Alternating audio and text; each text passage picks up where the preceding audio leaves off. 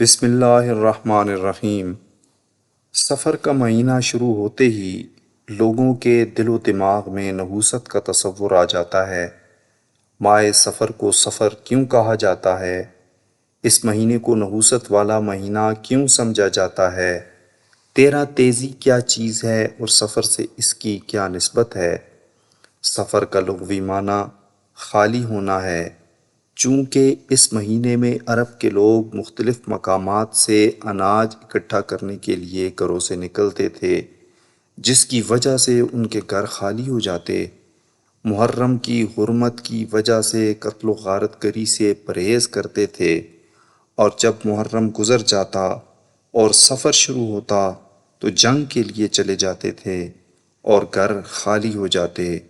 علامہ سخاوی رحمۃ اللہ علیہ نے اپنی کتاب المشہور فی اسماء الایام والشہور میں ماہ سفر کی یہی وجہ تسمیہ لکھی ہے کہ عربوں نے جب دیکھا کہ اس مہینے میں لوگ قتل ہوتے ہیں اور گھر برباد یا خالی ہو جاتے ہیں، تو انہوں نے اس سے یہ شگون لیا کہ یہ مہینہ ہمارے لیے منحوس ہے، اور گھروں کی ویرانی کی اصل وجہ جو جاہلیت کی قتل و غارت گری تھی اس پر غور نہ کیا۔ زمانہ جاہلیت کے خیال کے مطابق اس ماہ میں آسمان سے بلائیں اور آفتیں نازل ہوتی ہیں۔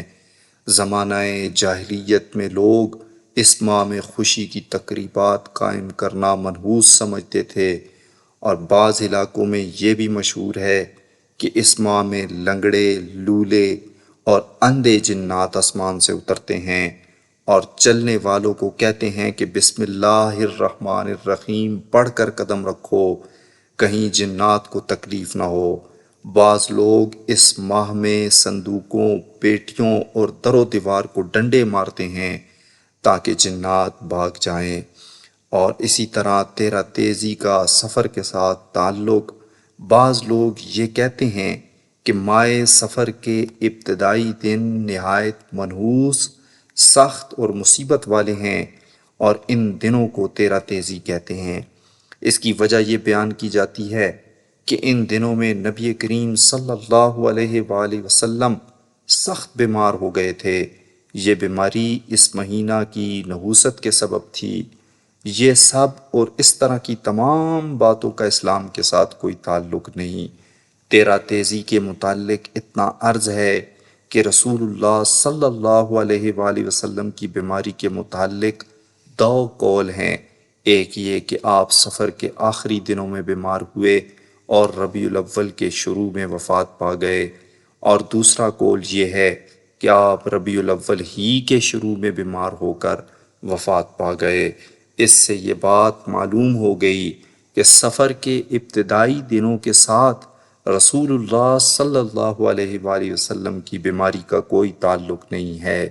زمانہ جاہلیت میں عرب کے لوگ اس ماہ میں خوشی کی تقریبات کا انعقاد نہیں کرتے تھے، اور آج ہم میں سے بھی اکثر اس ماہ میں جاہلیت کے زمانے کی پیروی کرتے ہوئے شادی، بیاہ اور دیگر خوشی کی تقریبات کا انعقاد نہیں کرتے، اور سفر کے ابتدائی 13 دنوں کے گزرنے کا انتظار کرتے ہیں جن کو تیرا تیزی کہا جاتا ہے۔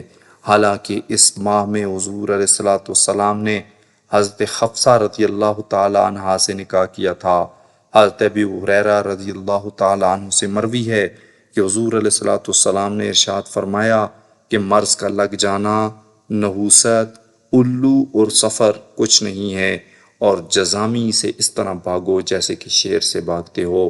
اس طرح کی اور روایات اور مثالیں اس بات کی طرف راغب کرتی ہیں کہ اس ماہ کو منحوس سمجھ کر خوشی کی تقریبات کا انعقاد نہ کرنا خالص غیر اسلامی نظریہ ہے۔